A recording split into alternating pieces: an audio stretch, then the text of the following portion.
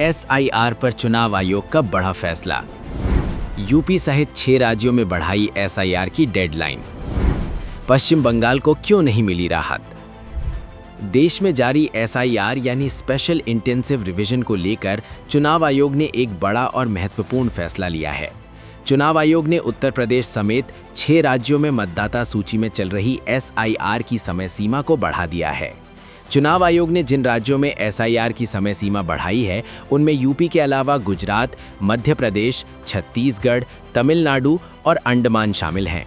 चुनाव आयोग के मुताबिक 6 राज्यों यूटी के चीफ इलेक्टोरल ऑफिसर से मिली रिक्वेस्ट के आधार पर इलेक्शन कमीशन ऑफ इंडिया ने इन 6 राज्यों यूटी में इलेक्टोरल रोल के चल रहे स्पेशल इंटेंसिव रिवीजन के शेड्यूल में बदलाव किया है। इससे इन राज्यों के प्रशासन और मतदाता सूची तैयार करने वाले कर्मचारियों को राहत मिली है। लेकिन इस फैसले में एक चौंकाने वाला मोड़ भी है।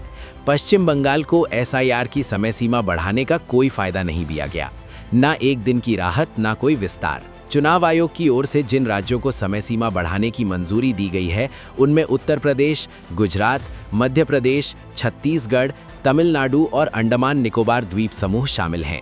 आयोग के अनुसार इन राज्यों के चीफ इलेक्टोरल ऑफिसर ने आधिकारिक रूप से समय बढ़ाने की मांग की थी, क्योंकि मतदाता सूची तैयार करने में प्रशासन को देरी और तकनीकी चुनौतियों का सामना करना पड़ रहा था।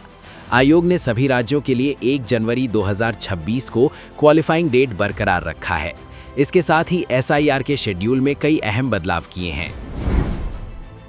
तमिलनाडु और गुजरात में ड्राफ्ट मतदाता सूची अब 19 दिसंबर को प्रकाशित होगी। पहले ये तारीख 14 दिसंबर थी। मध्य प्रदेश, छत्तीसगढ़ और अंडमान निकोबार में ड्राफ्ट लिस्ट की नई तारीख 23 दिसंबर तय की गई है, जो पहले 18 दिसंबर थी।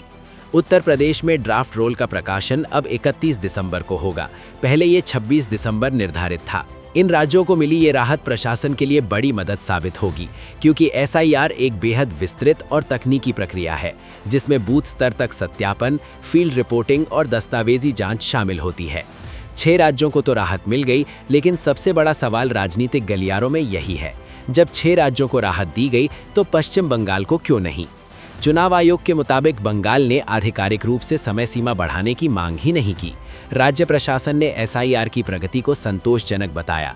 तकनीकी या प्रशासनिक देरी का कोई आधार बंगाल ने नहीं दिया, यानी प्रक्रिया में बाधा न दिखने पर आयोग ने वहां विस्तार देना आवश्यक नहीं समझा। लेकिन टीएमसी इसे राजनीतिक एंगल दे रही है। उनका आरोप है कि चुनाव आयोग दोहरा मापदंड अपना रहा है। वहीं बीजेपी का कहना है बंगाल सरकार सिर्फ विवाद खड़ा कर रही है, जबकि नियम स्पष्ट हैं। चुनाव आयोग के इस फैसले ने जहां 6 राज्यों को राहत दी है, वहीं बंगाल को नए विवाद के केंद्र में ला खड़ा किया है। अब ऐसे में ये देखना दिलचस्प होगा कि क्या बंगाल सरकार चुनाव आयोग को अब नई मांग भेजेगी?